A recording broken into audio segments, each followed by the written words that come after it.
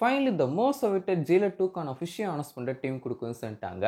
நேற்று ஈவினிங் 6 மணிக்கு சன் பிக்சர்ஸ் ஜெயிலர் 2க்கான அஃபிஷியலான அனௌன்ஸ்மெண்ட் டீசர் லிசன் பண்ணியிருக்காங்க. ஒரு மிகப்பெரிய அளவான ப்ரொமோஷன் இந்த ஒரு அனௌன்ஸ்மெண்ட் டீசருக்கு மட்டுமே டீம் பண்ணியிருக்காங்க அப்படின்னு சொல்லலாம். வேர்ல்டு வைடில் குறிப்பிட்ட ஒரு சில தியேட்டர்ஸில் மட்டும் இந்த ஒரு அனௌன்ஸ்மெண்ட் டீசரை லிசன் பண்ணியிருக்காங்க.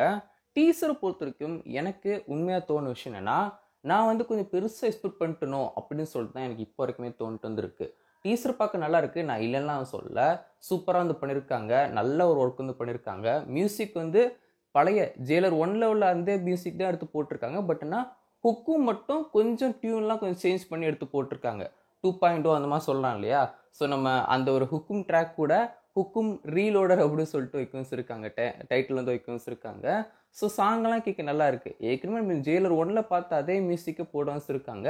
அண்ட் கொஞ்சம் அந்த ஒரு ரீமிக்ஸ் பண்ணியிருக்காங்க அப்படின்னு சொல்லலாம். எல்லாம் ஓகேயா இருந்தாலும் எனக்கு இந்த ஒரு அனௌன்ஸ்மெண்ட் டீசர்ல இருந்து பிரச்சனை என்ன அப்படின்னு சொல்லி கேட்டிங்கன்னா, ஃபர்ஸ்ட் நம்ம சூப்பர் ஸ்டாரோடைய ஃபேஸை காமிக்கிறதுக்கு முன்னாடி வரைக்கும் நம்ம என்ன ஒரு சூப்பர் ஸ்டாராக காமிப்பாங்க. நான் ஏன் இன்னொரு சூப்பர் ஸ்டார்னு சொல்கிறேன்னா, அது பார்க்கும்போது அவர் இல்லை அப்படிங்கிற மாதிரி நம்மளுக்கு அப்படியே தெரியுது. இது எனக்கு மட்டும்தான் அந்த பிரச்சனையா இல்லை எல்லாருக்குமா அப்படின்னு சொல்லி தெரியல. பட் எனக்கு இது பார்க்கும்போது அது கொஞ்சம் நல்லா இல்லை, எனக்கு அவரே வச்சு பண்ணியிருக்கலாமோ அப்படிங்கிற மாதிரி எனக்கு பர்சனலாக தோணுச்சு. ஏன்னா ஜெயிலர் 1 நிறைய ஷார்ட்ஸ் எல்லாமே அவரை வச்சு தான் பண்ணியிருப்பாங்க. ஏன் இதில் மட்டும் நம்ம சூப்பர் ஸ்டார் இல்லாமல் பண்ணாங்க அப்படின்னு தான் தெரியவும் செய்யலை. ஸோ அது மட்டும் எனக்கு பிரச்சனை இருந்துச்சு. ஒவ்வொரு அந்த ஃபஸ்ட்டு அவர் அவரோட ஃபேஸை காமிச்ச எல்லா ஷார்ட்லையுமே நம்மளுக்கு அப்பாட்டமாக தெரியுது.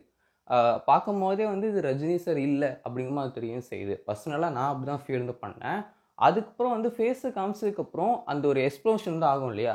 ஸோ அது ஃபுல்லாக க்ரீன் மேட்டில் ஷூட் பண்ண மாதிரி தான் இருந்திருக்கு. ஸோ ஆப்வியஸ்லி அப்படி தான் ஷூட் பண்ணியிருப்பாங்க அப்படின்னு சொல்லி நினைக்கிறேன். இன்னொன்று இவ்வளோ பெரிய எக்ஸ்ப்ளோஷன்லாம் பண்ண முடியாது இல்லையா, ரியல் லைஃப்பில் பண்ண முடியாது. ஸோ அந்த ஒரு விஷயம் எனக்கு இந்த ஒரு ப்ரோமோ இந்த டைட்டில் அதாவது அனௌன்ஸ்மெண்ட் டீசரில் பார்க்கும்போது எனக்கு அது மட்டும் கொஞ்சம் குறையா இருந்துச்சு. ஏன் ஃபுல்லாகவே ரஜினி சார் வச்சு எனக்கு பண்ணியிருக்கலாமே அப்படிங்கிற மாதிரி எனக்கு தோணுச்சு. மற்றபடி அனௌன்ஸ்மெண்ட் டீசர் பார்க்க நல்லா இருக்குது. நீங்கள் இதை பற்றி நினைக்கிறீங்க அப்படின்னு சொல்லி மறக்காம கேட்க ஷேர் பண்ணுங்கள். ஷூட்டிங்கை பொறுத்த வரைக்கும் மார்ச் மந்த் ஆரம்பித்து போகிறாங்க. கிட்டத்தட்ட 13 மாதம் இந்த ஒரு படத்துக்கான ஷூட்டிங் பண்ணணும் அப்படின்னு சொல்லிட்டு நெல்சன் பிளான் பண்ணி வச்சிருக்காரு.